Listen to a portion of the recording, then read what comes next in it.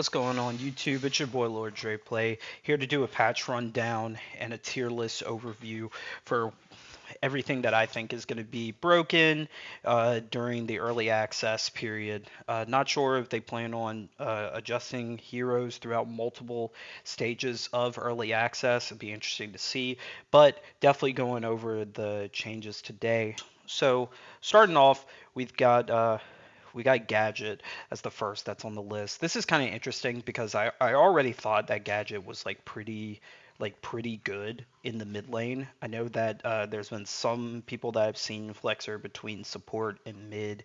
I definitely think she's a little stronger in mid, and the first change to her E kind of gives her a nice buff, simply because now the E, whenever they place it, the movement speed will automatically hit within 0.3 seconds instead of 1 second, unlike before. So it actually gives her a little bit more possibility of having escape. Uh, Simply because she would have to use the active item to flash away otherwise, because she has no escapes in her kit. But the part that is kind of nice is the actual Q range is now down from 17 to 16, and also the overall damage being down by 40. Where this factors in is that since she had such an incredibly long range with the Q and it sticks to heroes as well as Tions, she could just throw it off repeat and basically just poke anyone out of lane. So overall, it's a nerf. The first is above, the second's a nerf.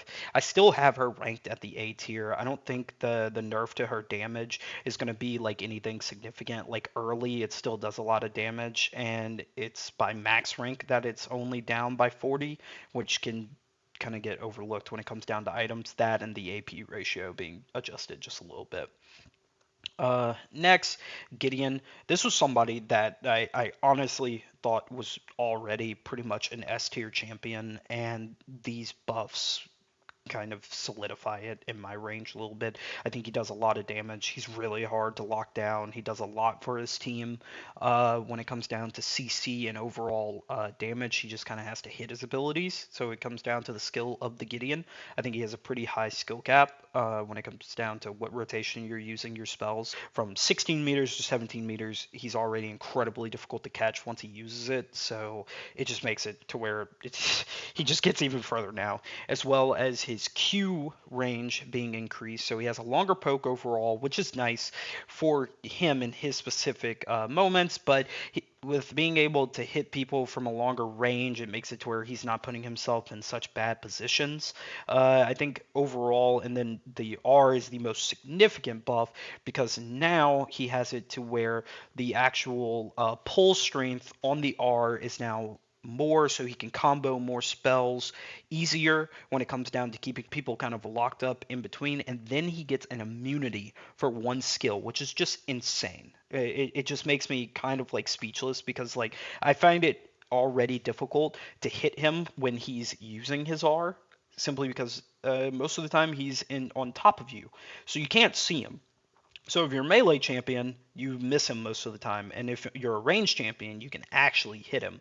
But with the pull and now dodging the skill, I think it's just I think he's going to be very, very, very strong for reasons that I don't know. Maybe the playtest had it to where he actually didn't have that significantly high win rate that I thought he would based off of initial kit design. So maybe that's why they're changing the things that they did. His AP ratios must be fine because they didn't touch them at all and they didn't adjust any really any damage. Like I said, I still have him as an S tier in my book.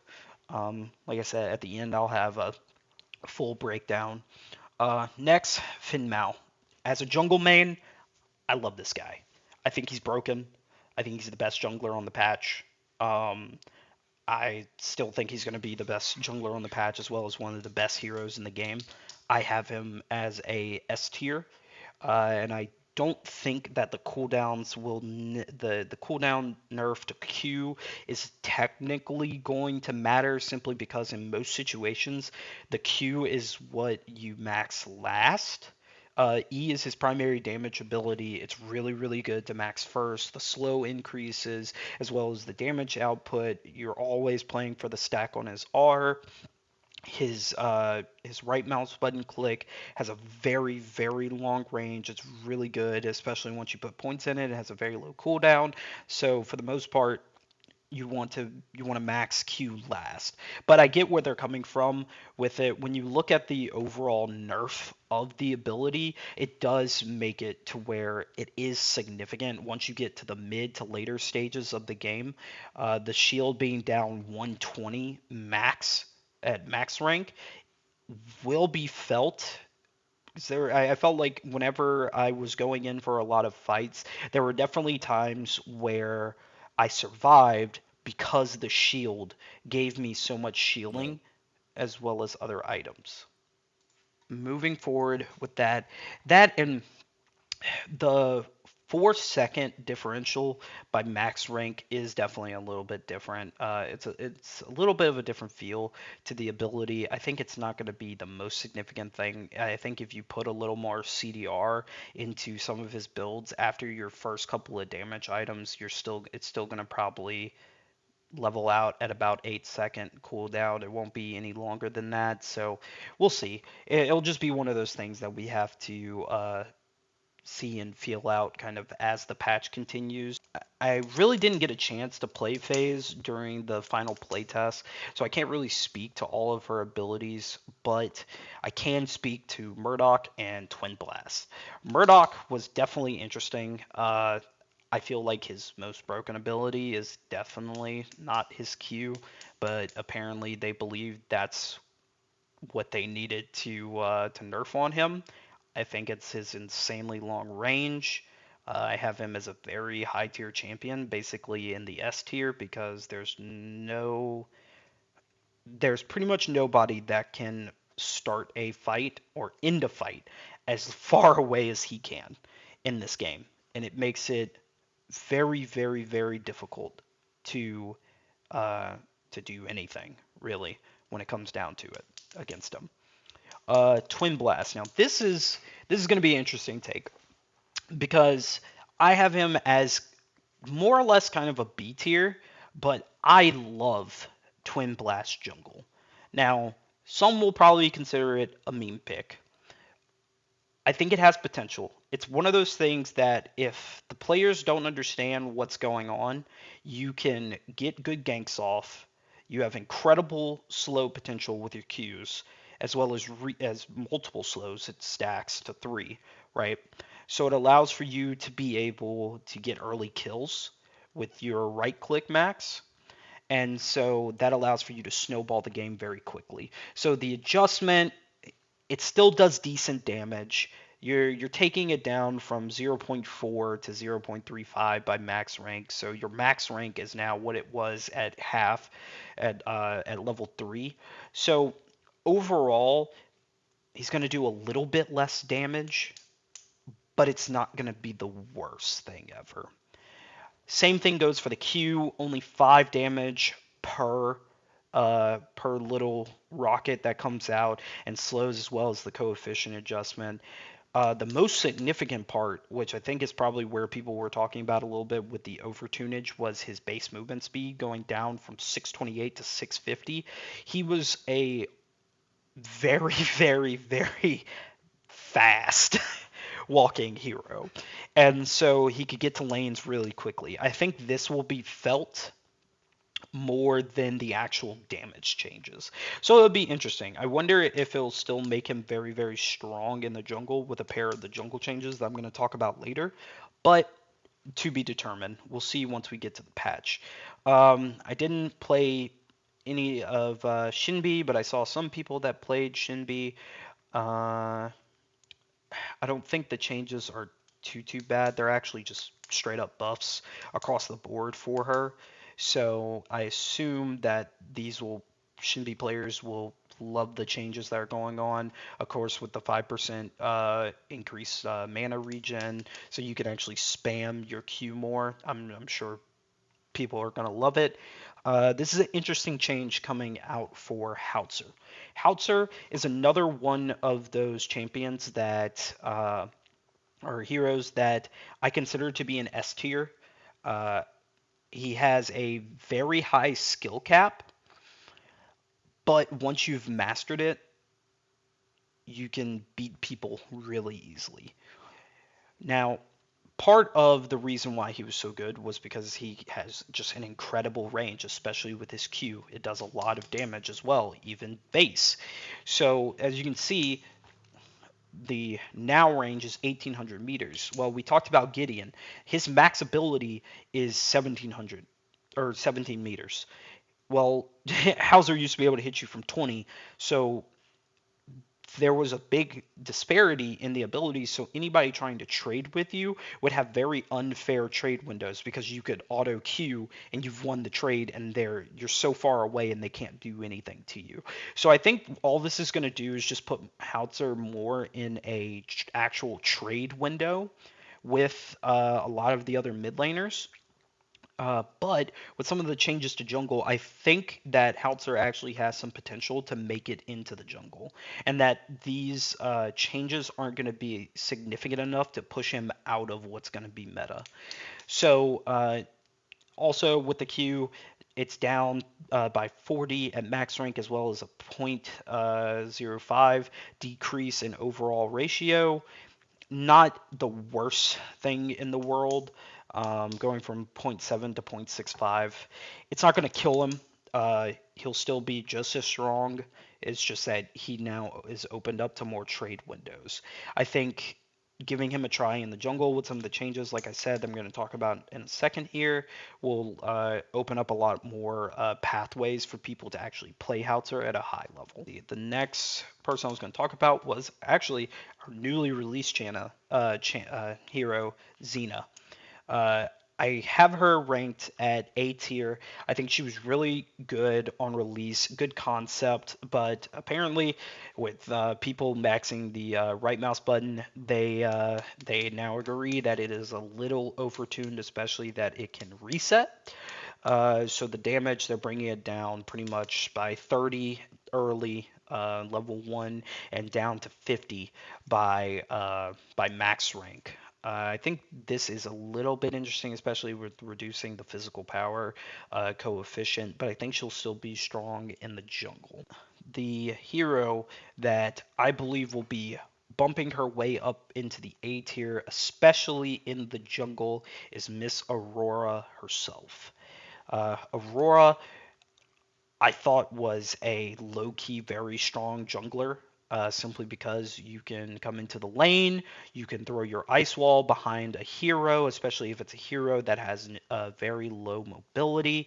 You can then take your ice wall into your glacial barrier, her E, and then you lock people in place and you give time for your team to actually catch up to the gank. It allowed for very unique ganking angles, and it made her very powerful in that aspect. I think she's a fantastic ganking jungler that can just spam ganks and help out her team. So basically, plus 15 at every rank on the E is nice, plus an increase in ratio, mixed in overall with the R damage, which is going up significantly. Also, I believe it's by 15 at every rank, as well as its ratio going up, plus the bonus damage to heroes has increased by 10 and by point 0.1 for the bonus magic coefficient. So you're going to be able to still build the same AP slash kind of bruiser build that some people were going on her, and that these buffs should make it to where she's very, very, very strong to run in the jungle. Paired with like I said, the jungle changes that I'm going to talk about now that make me as a jungler very happy. And then we'll go back to talk about a couple of other people. So, in the jungle, Destroyer's Stone, Stonebreaker, and Bone Crasher getting a little bit of a change. So before, the mana regen on hit was only 3, 4, and 5. So if you were a hero that relied very, very heavily on mana, you were pretty much just kind of left to do resource management. Now with 7, 10, and 13, as you level it up, it makes it definitely more beneficial.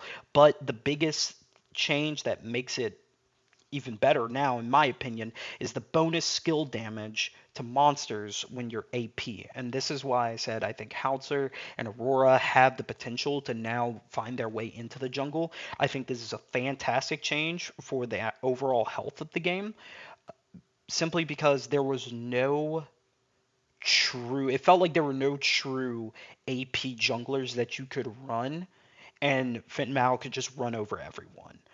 Nobody could clear as fast as him, other than maybe Chimera and Grux. But overall, Aurora, I think, will now have, with this bonus, will have a fairly decent clear speed, as well as the change that's coming to all jungle camps, which is, where are you? Here. So now, jungle camps, their health will be decreased by 15%, and their power will be decreased by 10%. So not only are your junglers able to clear them faster, they're actually healthier because they're not doing as much damage. So if you're kiting the camps properly, your clear speed should be very, very fast, as well as you still being healthy and not having to really use potions or anything to stay healthy to get these ganks off. And on top of the resource management with the mana regen, it makes it to where APs, we can see a significant amount of AP jungles most likely find their way into the meta and being able to get off really, really strong ganks. Hauser, he can come out of the jungle with his slow smoke. He hits a slow smoke, walks up to you, hits a Q, starts autoing you down as you try to run. He could even try to satchel you back into his team if he slowed you enough, with enough space and enough time of the gank, so that it makes it to where then you're just having a very hard time, and it's not fun for anyone. Is the overall changes to the Prime Guardian. So when the Prime Guardian is defeated, as everyone hopefully knows at this point, when it's taken, it has a massive splash wave that would do true damage and pretty much hurt everybody on the map on the opposing team and structures, once one team collected it. So now it no longer does that damage, and it can't kill your Nexus. So your game shouldn't just randomly end if your Nexus was at 1%. Thankfully, this is a nice change. I think it's a refreshing change, as well as we will now have an indicator for how much our smite actually hits for. So you no longer have to guess as a jungler, which was one of my biggest pet peeves, is that I literally had to guess every single time when I was smiting. So I would go smite a camp, see how much damage it does, and then say, okay, based off of my level, this is how much I do. So at least now we have an indicator, so you don't have to do the guesswork. It takes that out of it, which is super, super nice. And last, but definitely not least, I look forward to doing plenty of these in the future. I do appreciate everyone sticking around so that everyone can hear my patch rundown and my overall tier list for where I think every hero stands on the current patch.